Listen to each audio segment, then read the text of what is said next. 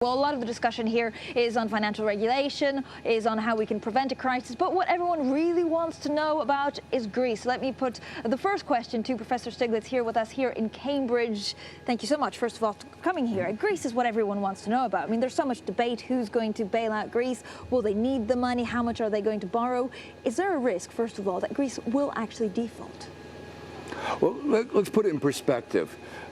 Greece's debt to GDP ratio is 120%, a little less than that. Greece, if it could borrow at reasonable interest rates, 2-3%, that would mean 3-4% of GDP to service the debt. Greece can easily afford that. No probability, no chance of default. On the other hand, if markets go crazy, no one, even if you had a 50% debt GDP ratio, can manage with crazy markets. And we know from the behavior of the markets before the crisis, after crisis, that they often behave in a manner that cannot be described as rational in any sense. That is one of the main points of this conference. It does seem that these markets possibly are overreacting, but we're also hearing from the European Union that Germany doesn't want Greece to borrow at these preferential rates of 2-3% that the IMF is offering. So at the end of the day, will Greece have to only ask a bailout to the IMF? If Europe doesn't come to the assistance, and if markets continue to be crazy in the way that they are, then it does make sense for Greece to go to the IMF. It would be sad for Europe, because the whole European project, the whole Euro project, requires a kind of solidarity, requires a kind of cooperation. You can view the United States as a currency area, 50 states all using the same currency. It works, but it works because we have a fiscal system that when California unemployment rate goes up, the federal government pays for the cost of the unemployed. The system that was created a decade ago had some fundamental flaws. Many of us were very skeptical. What we said was the test of the euro would not come when things were going well. The test would come when when Europe faced a difficulty. Many of us hoped when Europe faced that difficulty that there was enough solidarity of all the countries, including Germany, to come to the rescue. And Germany has to recognize that part of the problem are its huge surpluses. It is the major beneficiary of the current arrangements, that if there hadn't been a single currency, the exchange rate of the other countries, Spain, Greece, all the other countries, would go down, and its whole model, the whole German model, would be put to test. So it is the beneficiary, and yet it doesn't want to pay. It's not even a cost here, because Greece would not default.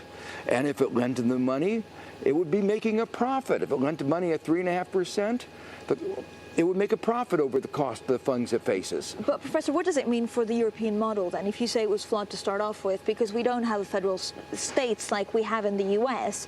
What is going to be left of this Eurozone after the Greek crisis? That's the question that's up for discussion.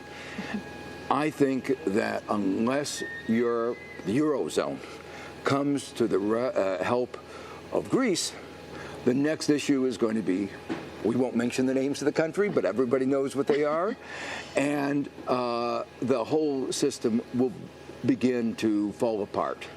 And some people suggest that the solution is for Germany to leave the system and let the rest of them work together, and that would adjust the exchange rate between Germany and the rest of the system. And that would restore some kind of equilibrium. You know, in the United States is right now complaining about China's surplus, because China has fixed its exchange rate relative to the dollar. China will eventually adjust, but the problem is the surpluses of China are imposing external costs on others. And Germany's surpluses are imposing costs on the rest of Europe. On China, we're hearing rumors and talk that actually they're ready to let their currency float a little bit. Do you believe this is the case? Yes. China has always said that it doesn't have a fixed exchange rate. Its exchange rate will change, but it wants to do it in a way that doesn't put at risk its economy, that it does it in a stable way. Its economy was exposed to enormous risk because of the mismanagement of the American economy. We all understand that. The U.S. created a bubble. The bubble broke. It had enormous global ramifications. And China rightly says we have to protect our citizens and our economy. Are we not in another bubble now in China? That's just getting bigger and bigger. That is a real risk that U.S. monetary policy, flooding the world with liquidity, unfortunately, very little of it translating into lending in America, is helping create bubbles all over the world and creating instability in many other countries of the world. I think the Fed has not taken into account fully the global cost of its policies. Joseph Stiglitz, great to speak to you. Thank you so much. Thank you. And Laurie, of course, the discussion will continue here because tonight and tomorrow morning we have the head of the IMF arriving, Mr. Dominique Strauss-Kahn. And so again, it's all about Greece here in Cambridge.